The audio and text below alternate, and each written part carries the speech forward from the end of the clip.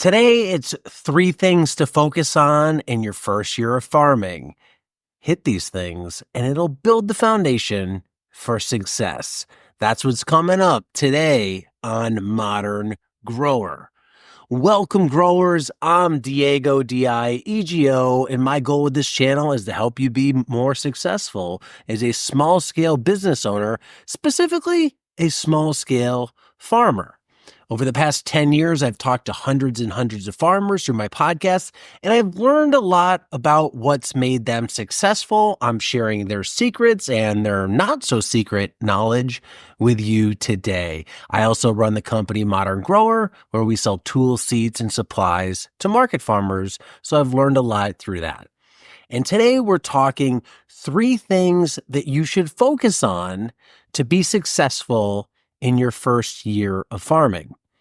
The very first thing I want to emphasize is when you enter farming or start any business, you really need to define success. What does that mean? Success can mean many things to many different people. It could be to make $1 million. It could be to make $100 million. It could be to support your family. It could be a side hustle or a retirement plan. So by defining what you deem to be success, it makes it easy to achieve that goal. Or I shouldn't say easy. It makes it easier to go after that goal and to structure your business accordingly. Because if you want to have $1 million per year farm, that's going to be very different than a farm that's a hobby farm doubling as a retirement plan. So assuming you know that, here's what I think you should focus on in your first year. And none of these things involve making a whole lot of money. Now, I know that's going to turn some people off, but farming isn't a get-rich-quick scheme. It might be a get-rich-long scheme that pays off over the course of many, many years. Because there's a lot of people very successfully farming on sub 2 acres of land, making a good living, employing people, feeding people in their community, and restoring the soil and creating environmental impact in their particular area. You can do that too, but you can't rush things. So the first year is all about learning, building a foundation, and preserving capital. As they say in the movie Rounders, or maybe in boxing, you want to live to fight another day. You're not going to go for the knockout punch in the first round. This is a 12-round fight. You need to pace yourself, and it doesn't do any good to blow yourself up right away. We're going for sustainability here in terms of a business. So the first thing I think you should focus on in the first year of farming is getting experience. If you've never farmed before, everything you do the first year will be invaluable. Learning how to balance money, learning how to grow things, learning how to work on basic farm infrastructure, dealing with customers, marketing, all of that. It's brand new. You're learning it all for the first time. This is essentially the school of hard knocks, and the first year is when you'll pay your tuition to get this education. Now, if you've worked on someone else's farm before, you have a head start because you already have some experience seeing the workings of a farm. But working for someone else is very different than owning your own business, regardless of whether it's farming or some other small business. So the first year, really focus on getting experience, building your knowledge base, because farming changes throughout the year. It is very different growing a crop in March compared to July, compared to September, and then trying to overwinter that crop through the following spring. You only learn how to do that by doing it. So you're going to want to learn how to grow different crops, not just how to grow lettuce, but what type of lettuce grows best in my climate, and what type of lettuce grows best in my climate at a given time of year. What type of lettuce do I like the taste of? What type of lettuce looks presentable? Everybody seems to be growing Salanova, which is great. I can try and grow that.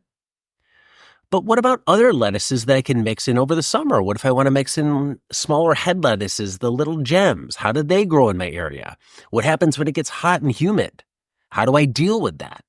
There's a huge learning curve that goes along with that. If you're interested in learning more about growing lettuce, check out the 10-part series that I did with farmer Ray Tyler about growing lettuce. Lettuce is something that Ray specialized in on his farm, and we recorded a series, it's about 4 hours long, that focuses on the A to Z of growing lettuce. Why lettuce? Because it's a major cash flow generator for most small-scale farms. It's profitable. It's relatively easy to grow. It grows in most parts of the United States, and it's easily identifiable at most markets, and it also commands a premium price, making it very profitable. So consider growing lettuce your first year in farming. In addition to learning how to grow different crops, different varieties throughout the year, you're going to want to learn how to estimate yields. It's not enough just to grow a crop. You're eventually going to grow it and sell it. Well, if you're promising a restaurant 40 pounds a week, how do you know how much is in the field? Just by looking at it. New farmers are going to have to look at it, harvest it, wash it, pack it, and then weigh it and see what it looked like or what it actually weighs out. It's going to take some time to calibrate that mental, visual calculation where you can just look at a bed and say, oh, there's about 20 pounds there. There's about 40 pounds there. The aforementioned Ray Tyler, he's farmed for about 10 years now, and he can do that, walk his fields and say, here's about how much I can get off each of these beds. That's something you're going to need to learn. Same thing with crops like carrots and radishes. When are they ready to harvest? If I harvest them this big, how many bunches can I get? That all comes with experience. No book, no online course, no YouTube video, including mine, can help you with that or make you proficient at it. We can help you. We can get you started and give you guidelines, but we can't teach you that skill. That's on you to go practice in reality. You're also going to want to get used to how do you harvest these things? What's the most efficient way to do it? How do you quality control? How do you wash them? How do you pack them? There's this whole new set of experiences you're going to have to take on the first year.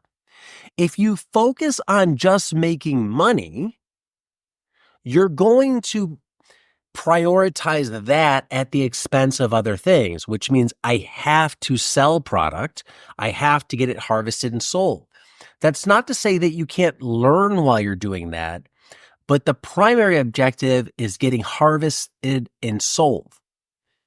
If you step back and there isn't that pressure to push sales the first year, you can take a more experimental learning approach.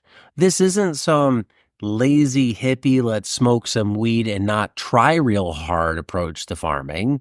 This is no, we're going to grind, work hard, but we're going to keep good records, good notes, and we're going to run this like a real business. So when it comes time to turn up the revenue dial, we have the knowledge and experience to do it. This wouldn't be any different than if you were in a professional sport. You're not going to go from the couch into the NFL. You're going to go through college where hopefully you learn your skills.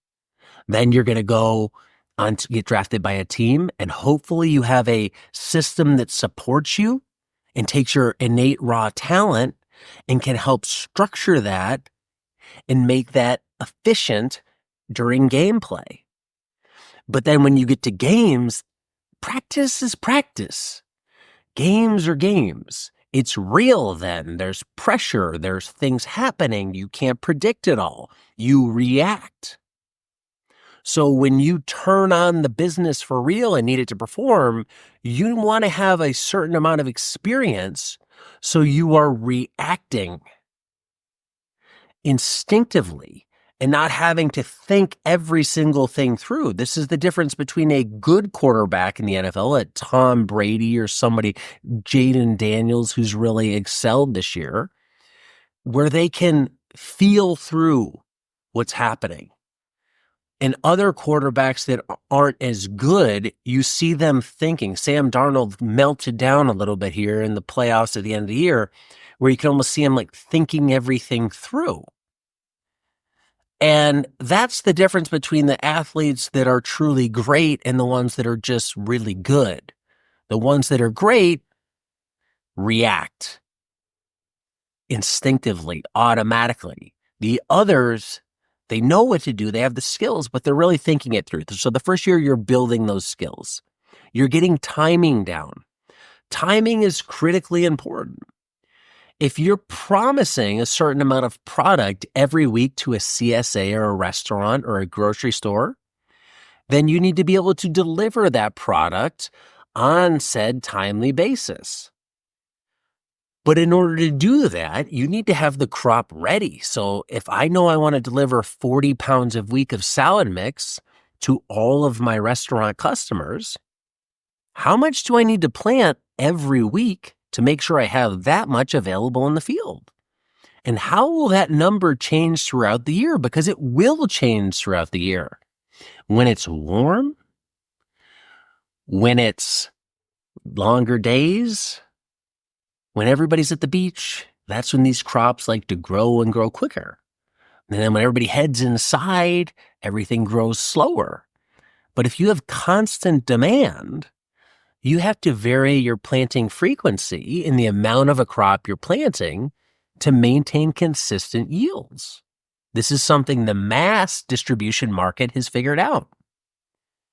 Any restaurant can call up a wholesaler or a supply company, and they say, bring me X pounds of whatever per week, and it'll show up.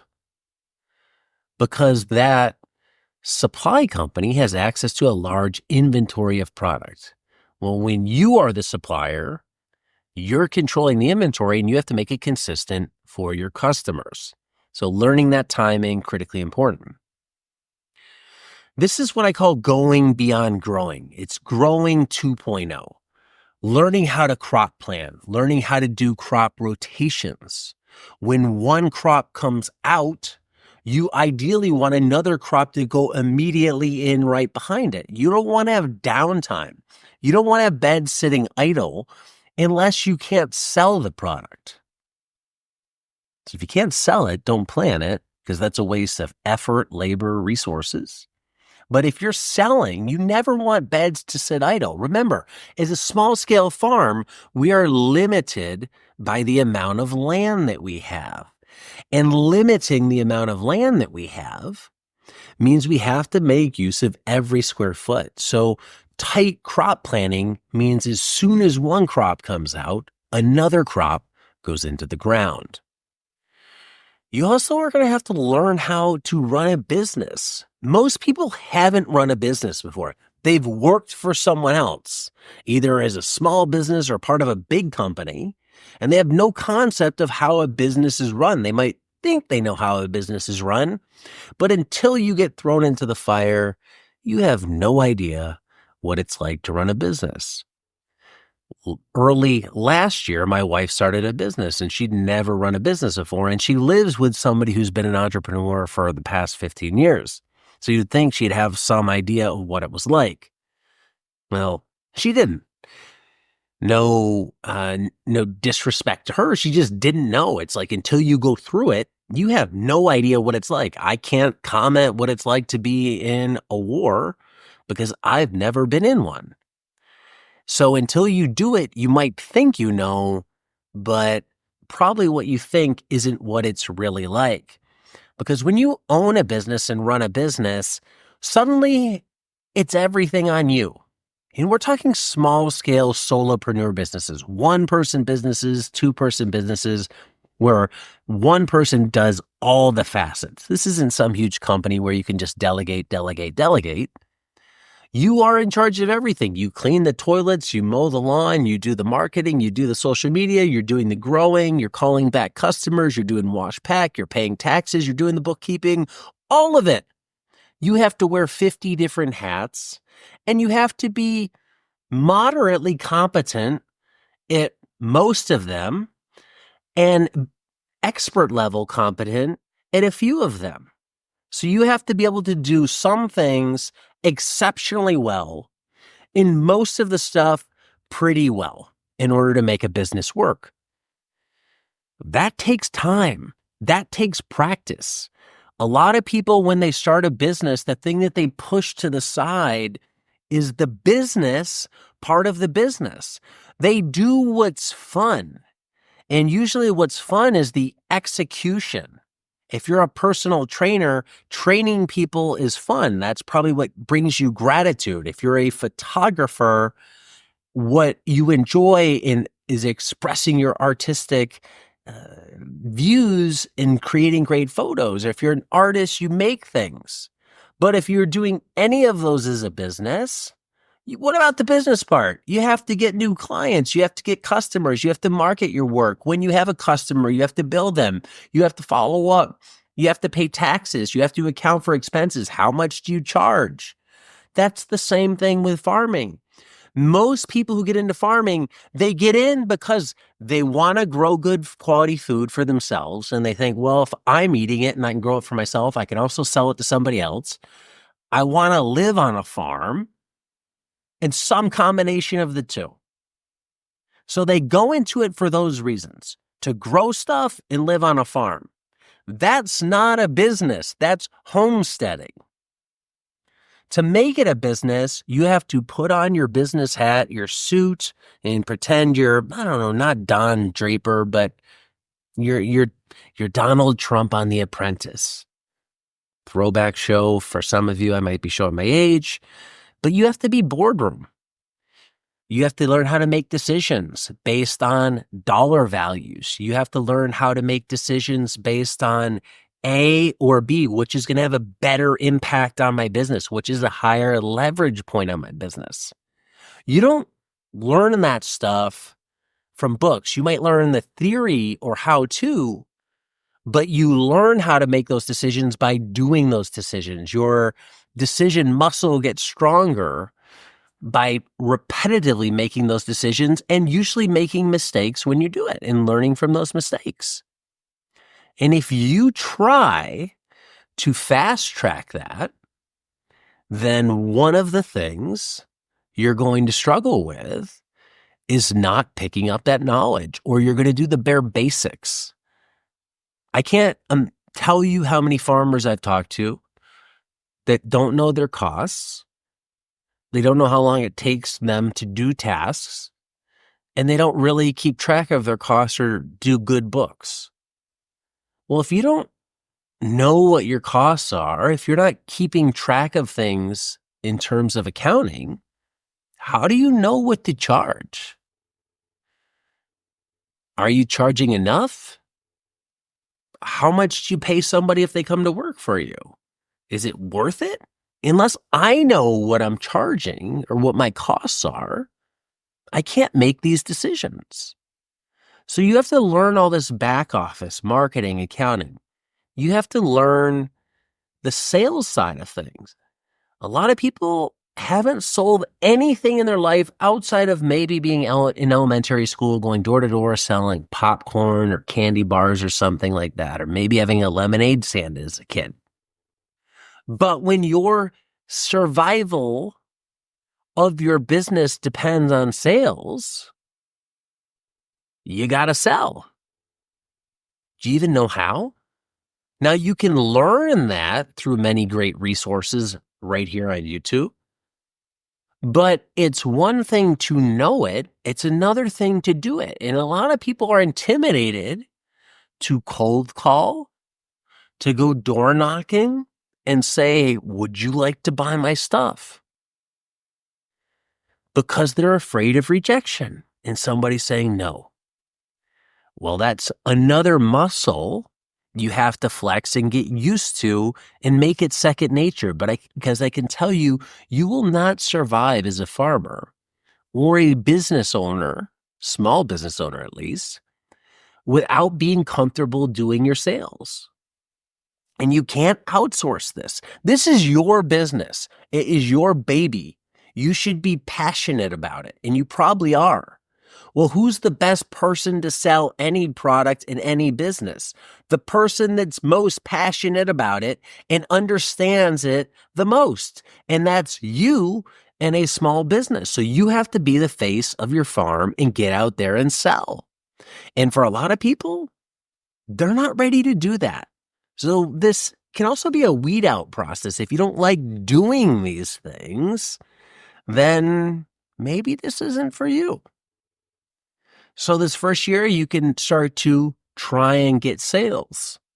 And if you're not dependent upon those sales, it makes it easier to step in. Hey, I'll start with one customer, even if they're small. That gets me used to delivering on a consistent basis. Selling a little bit to one person in the beginning, even if it's a small order, is better than not selling to anyone. You may not want that business 2 years from now because it's too small and it's 20 miles away. But in year one, they may be the only one buying from you, and that's going to give you valuable feedback in terms of what they like, how to bill somebody, how to interact. It's going to give you some confidence that you're actually selling. So get out there and do that. You're also going to need to master the personal side of running a business, because when you're a solopreneur business, there's no distinction between your life and the business. And oftentimes they overlap, whether you want them to or not. This can affect marriages. It can affect families. It can affect side jobs or regular jobs. And it can affect you physically and your mental well-being. You can be overworked. You can be stressed out. You can get depressed due to how the business is performing. The only way to start to figure out what that's like is to jump in. I can play Call of Duty Black Ops all day long and think, man, I'm a badass special op. But until I have to suit up and, I don't know, get dropped into Mogadishu in a firefight, I have no effing idea what it's really like. I'm a wannabe. And that's what a lot of wannabe entrepreneurs are before they start a business. They think they know what it's going to be like, but they don't. So get in there, get your hands dirty, and start seeing, what is life like running this business? How do I balance time? How do I get it all done? How do I find that line between doing enough work and still having my wife love me, and doing too much work and perpetually sleeping on the couch, or maybe even worse, having her move out because she hates this thing? There's a lot you have to take on the first year. Getting experience is the number one thing I think you should focus on in your first year of farming. There's 2 more things I think you should also focus on coming up, and they'll be featured in the next 2 videos. So stay tuned for those right here on Modern Grower. Until next time, let me know what you want in the comments below, and be nice, be thankful, and do the work.